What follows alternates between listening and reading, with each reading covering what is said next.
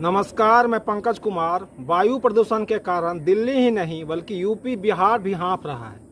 Paper में वायु प्रदूषण को लेकर तरह तरह के वृत्त चार्ट बनाकर समझाया जा रहा है कि हवा कितना प्रदूषित हो चुकी है, लेकिन पर्यावरण प्रदूषण को लेकर कुछ भी कहा जाना बाकी नहीं है। सारे रिपोर्ट, वैज्ञानिकों की चेतावनी, स्वास्थ्य को लेकर अलर्ट, सभी कुछ सामने है। बस एक चीज़ हुआ है पर्यावरण प्रदूषण को लेकर कि कोई काम नहीं हुआ अभी तक। हर साल इसी तरह अक्टूबर नवंबर महीने में हाय तौबा मचता है और इसके बाद सब कुछ सामान्य हो जाता है। वायु प्रदूषण को रोकने के लिए ठोस उपाय नहीं किए जाते हैं। द लांसेट प्लेटनरी हेल्थ में प्रकाशित अध्ययन के अनुसार भारत में साल 2019 में वायु प्रदूषण के कारण 17 लाख मौतें हुई, जो देश में होने वाली कुल मौतों का 18% थी।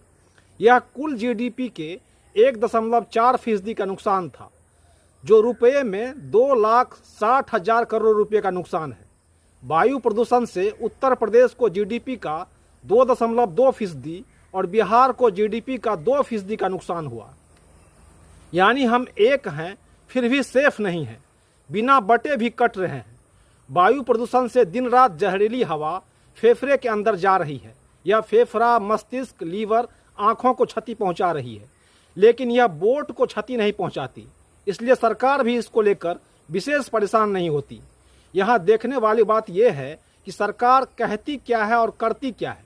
पेपर में वायु प्रदूषण की खबर इस तरह छप रही है जैसे लोग पढ़कर अभी अभी शहर छोड़ देंगे, सब काम छोड़कर पर्यावरण को लेकर जीवन समर्पित कर देंगे। प्रदूषित हवा में सांस ले रहे हैं पटना के लोग। हवा जहरीली, एक्यूआई लेवल 300 से ज़्यादा, यह सेहत के लिए खराब। सेंट्रल पॉल्यूशन कंट्रोल बोर्ड के मानक के मुताबिक एक्यूआई लेवल 300 से अधिक होने पर वहाँ की हवा लोगों के स्वास्थ्य के लिए बहुत खराब हो जाती है। धूलकण भी सांस के माध्यम से शरीर के अंदर प्रवेश करता है। एक्यूआई लेवल कितना खतरनाक माना जाता है? 50 से कम अच्छा, 100 संतोषजनक, 200 मध्यम, 300 खराब और 400 बहुत खराब। 50 का मतलब है हवा में प्रदूषक तत्वों की मात्रा 50 माइक्रो प्रति ग्राम घन मीटर से कम हो। पॉल्यूशन विशेषज्ञ के अनुसार शहर में चारों तरफ हैवी कंस्ट्रक्शन वर्क चल रहे हैं, लेकिन किसी भी सरकारी या प्राइवेट एजेंसी द्वारा नियमों का पालन नहीं किया जा रहा है। हवा में नमी बढ़ने के कारण शहर में PM 2.5 और PM 10 तेजी से बढ़ रहा है। सुबह से शाम तक धुंध के कारण वायुमंडल के निचले स्तर पर धूलकण मंडरा रहे हैं। एक्यूआई लेवल 300 से अधिक होने पर हवा लोगों के स्वास्थ्य के लिए हानिकारक बन जाते हैं। मास्क लगाकर घर से बाहर निकलने की सलाह दी जा रही है। कार्बन मोनोऑक्साइड की अधिकता वाले वातावरण में सांस लेने से शरीर में ऑक्सीजन की मात्रा कम हो जाती है। इससे पर्याप्त ऑक्सीजन नहीं मिल पाता है। इसका सबसे आम लक्षण सिर दर्द, चक्कर आना, कमजोरी, पेट खराब, उल्टी, सीने में दर्द और भ्रम जैसे सिचुएशन है। यह स्पष्ट है कि PM 2.5 सिर्फ फेफड़े को ही प्रभावित नहीं करती है, बल्कि यह शरीर के खून में शामिल होकर पूरे शरीर में फैल जाती है और यह हार्ट अटैक, एलर्जी, दमा, ब्रेन हेमरेज का कारण बनती है। मीडिया की बस एक्यूआई लेवल बताकर अपने काम का इतिश्री मान लेती है। ये प्रदूषण कोई एक दिन में नहीं आया है, लेकिन इसको लेकर सालों भर क्या काम होता है, कुछ भी नहीं। इस स्थिति को लेकर आपने कभी बिहार के पर्यावरण मंत्री का कोई बयान सुना है? सरकार इसको लेकर क्या योजना बना रही है?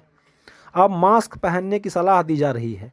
यह सलाह भी एक खास वर्ग को ध्यान में रखकर दिया जा रहा है, क्योंकि आपने कभी सोचा है कि बिहार में जो दैनिक मजदूर ठेला, खोमचा, रेहड़ी पटरी पर काम करने वाले हैं, वह प्रतिदिन कितना कमाते हैं?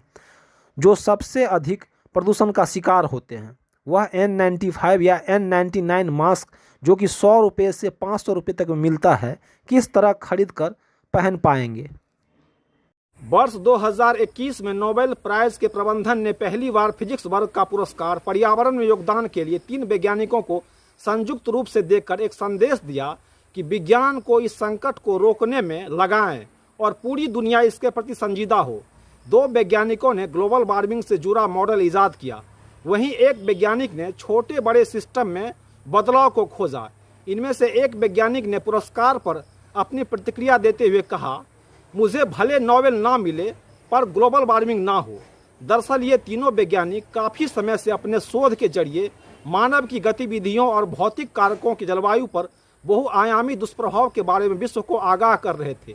उन्होंने ऐसे विश्वसनीय गणितीय मॉडल भी बनाए जिनसे भविष्य में दुनिया पर होने वाले गंभीर असर का पता आज ही चल सकता है।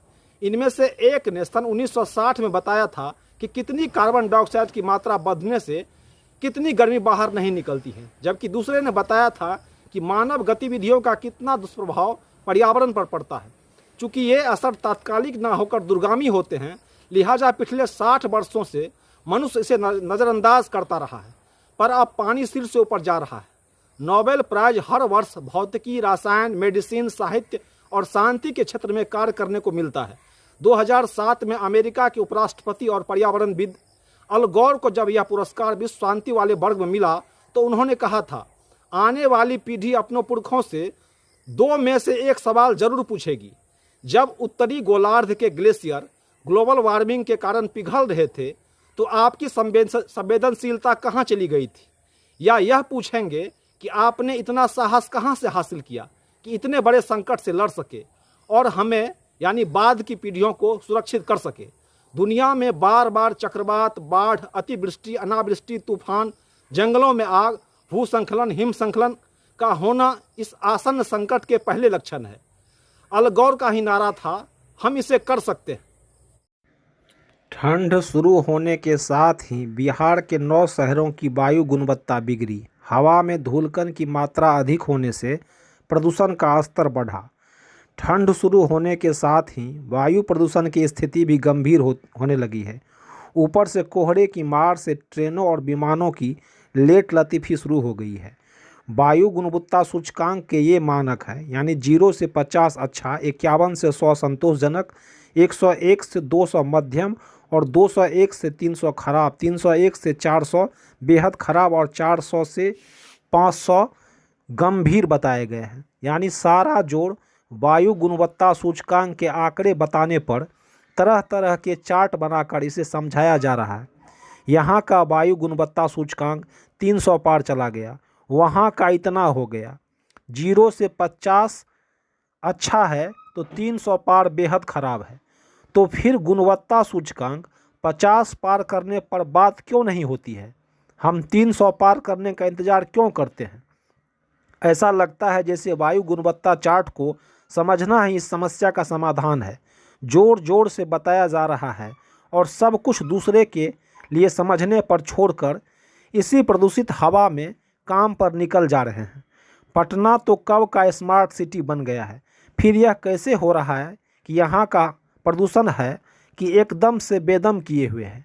रही बात प्रदूषण कम करने के लिए पानी छिड़काव करने की बात, तो इतना स्पष्ट है कि PM 2.5 की मात्रा को इन सब दिखावा से कोई फर्क नहीं पड़ता है। वह पानी छिड़काव के बाद भी यथावत बना रहता है। PM 2.5 की मात्रा, जो कि बेहद हानिकारक होते हैं, को नियंत्रित करने के लिए आवश्यक है कि प्रदूषण को लेकर ठोस कदम उठाए जाए। यह बताया जा रहा है कि इस प्रदूषण के कारण बिहार और यूपी में प्रतिदिन लोग औसतन करीब 10 सिगरेट पीने को मजबूर हैं, लेकिन यह विश्लेषण भी सतही है। बल्कि होना यह चाहिए कि इस पर वैज्ञानिक तरीके से इस प्रदूषण का हमारे शारीरिक के अंगों पर क्या प्रभाव पड़ता है, प्रदूषण के कारण स्वास्थ्य व्यवस्था पर कितना लोड बढ़ रहा है, इस तरह की रिपोर्ट होनी चाहिए। ऐसा विश्लेषण हो ताकि सरकार पर भी एक नैतिक दबाव बने। प्रदूषण को लेकर कोई ठोस पहल करने के बजाय महज एक दूसरे पर दोषारोपण किया जा रहा है। संयुक्त राष्ट्र की मुख्य मानवाधिकार इकाई ने सुरक्षित, स्वच्छ, स्वस्थ और सतत पर्यावरण को मानवाधिकार के रूप में मान्यता दी है। प्रदूषण के कारण घातक क्षेत्रों का निर्माण हुआ, जिसका गरीबों पर सर्वाधिक असर पड़ा है। जबकि नेचर पत्रिका ने वैश्विक अध्ययन के आधार पर खुलासा किया है कि दुनिया के शक्तिशाली हित समूह लोगों के बीच भ्रम फैला रहे हैं कि मानवीय गतिविधियों और क्रियाकलापों से जलवायु परिवर्तन जैसा कुछ नहीं होता है। अब प्रदूषण की समस्या का समाधान भी कोर्ट के आदेश के भरोसे छोड़ दिया गया है। कोर्ट फटकार लगाती है तब जाकर कुछ सुगबुगाहट होती है। जब तक हम बाजार को तवज्जो देंगे, प्रदूषण का हल नहीं निकाल पाएंगे। हमें अपनी ज़रूरतें सीमित करनी होगी और खपत घटानी होगी।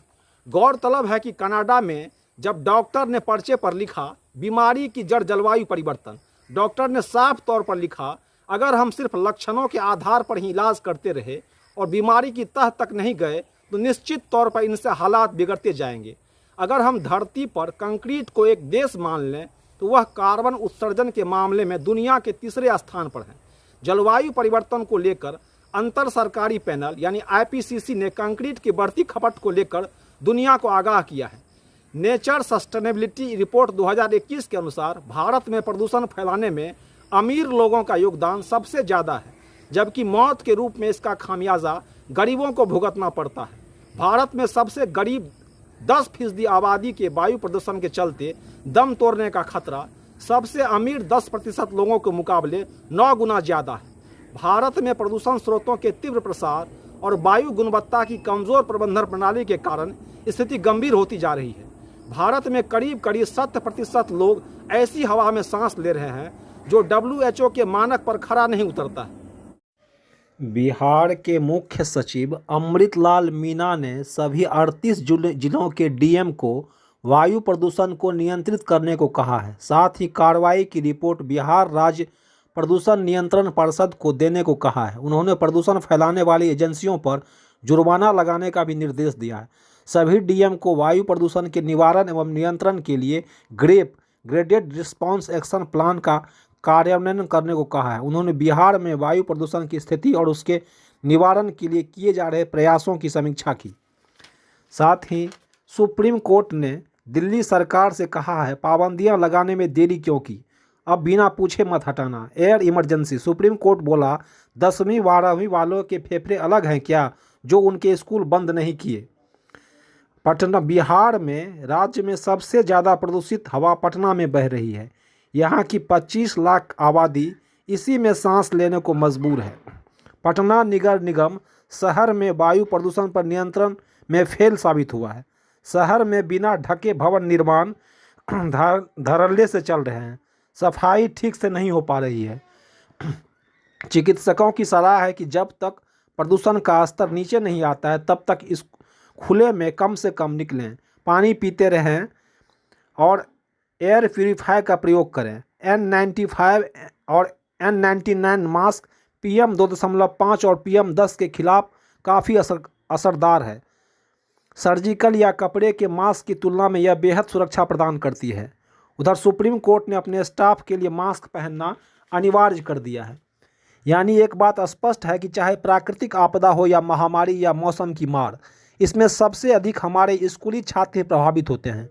कोरोना में भी सबसे अधिक दिन स्कूल बंद हुआ था क्योंकि वैज्ञानिक इस पर सहमत थे कि यह अपेक्षाकृत बच्चों को कम प्रभावित करता है। अधिक ठंड हो या अधिक गर्मी हो या प्रदूषण हो, इस समस्या से बच्चों को बचाने का एकमात्र तरीका स्कूल को बंद करना मान लिया गया है।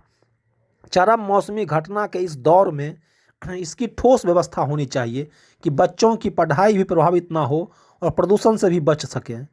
रही बात बचाव के उपाय की, जिसमें बार बार N95 और N99 मास्क लगाने, एयर प्यूरीफायर रखने की सलाह दी जा रही है, तो इतना स्पष्ट है कि इस सलाह में गरीबों के लिए कोई जगह नहीं है। बिहार में 34% लोग 6,000 रुपया से कम कमाते हैं। ऐसे में एयर प्यूरीफायर रखने की सलाह कुछ ऐसा ही है जैसे जब रोटी नहीं मिले तो ब्रेड खाने की सलाह देना। सवाल है, वायु प्रदूषण को लेकर बिहार के सभी जिले में प्रदूषण रिकॉर्ड करने की क्या व्यवस्था है। जब प्रदूषण खतरनाक स्तर पर चली जाती है तब ही क्यों प्रशासन जागती है। इसको लेकर नीति निर्माता सालों साल क्या करती है। इतना स्पष्ट है कि प्रदूषण हमारी प्राथमिकता में है ही नहीं। शहर कितना भी प्रदूषित हो जाए, शासन को इससे फर्क नहीं पड़ता है क्योंकि प्रदूषण अभी भी वोट का मामला नहीं है। इसलिए इसको लेकर ऊपरी दिखावा ही किया जाता है। यह राजनीतिक बहसों, चर्चा, भाषण, चुनावी मैनिफेस्टो के हाशिए पर रहता है। चुनावी लोकतंत्र में जिन मुद्दों को लेकर वोट नहीं पड़ता उस पर भला कौन ध्यान देता है।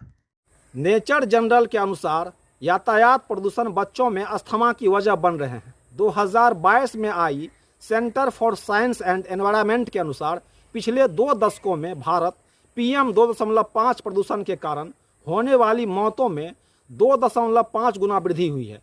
संविधान के अनुच्छेद 21 के तहत स्वच्छ हवा में सांस लेना नागरिकों का मौलिक अधिकार है। इसके लिए साफ वातावरण मुहैया कराना सरकार की जिम्मेदारी है। संविधान के साथ सर्वोच्च न्यायालय स्वच्छ हवा को मौलिक अधिकार बताया है। वायु प्रदूषण शरीर ही नहीं, मन मस्तिष्क से जुड़ी अनेक बीमारियों का कारण है। WHO ने वायु गुणवत्ता दिशा निर्देश के तहत सुरक्षित हवा के पैमाने निर्धारित किए हैं। यानी नया दिशा निर्देशों में PM 2.5 यानी जिन सूक्ष्म कणों का आकार 2.5 माइक्रोमीटर से कम होता है कि सालाना सीमा 10 माइक्रोग्राम प्रति घन मीटर से घटाकर 5 माइक्रोग्राम प्रति घन मीटर कर दी है। उसने 24 घंटे का औसत भी 25 माइक्रोग्राम प्रति घन मीटर से 15 माइक्रोग्राम प्रति घन मीटर कर दिया है। जबकि PM 10 यानी जिन सूक्ष्म कणों का आकार 10 माइक्रोमीटर से कम हो के लिए भी वार्षिक और 24 घंटे की औसत सीमा में 5 माइक्रोग्राम प्रति घन मीटर की कमी की है। जबकि भारत में PM 2.5 के लिए वार्षिक औसत मानक 40 माइक्रोग्राम प्रति घन मीटर है, जो विश्व स्वास्थ्य संगठन के मानक से 8 गुना अधिक है। इसी तरह 24 घंटे का मानक भी यहाँ 4 गुना ज़्यादा यानी 60 माइक्रोग्राम प्रति घन मीटर है। उलझ गए ना आप? मामला स्पष्ट है। यदि हम वायु प्रदूषण कम नहीं कर सकते तो कोई बात नहीं है, वायु गुणवत्ता मानक तो कम कर सकते हैं। आप देख रहे हैं पंकज का संवाद।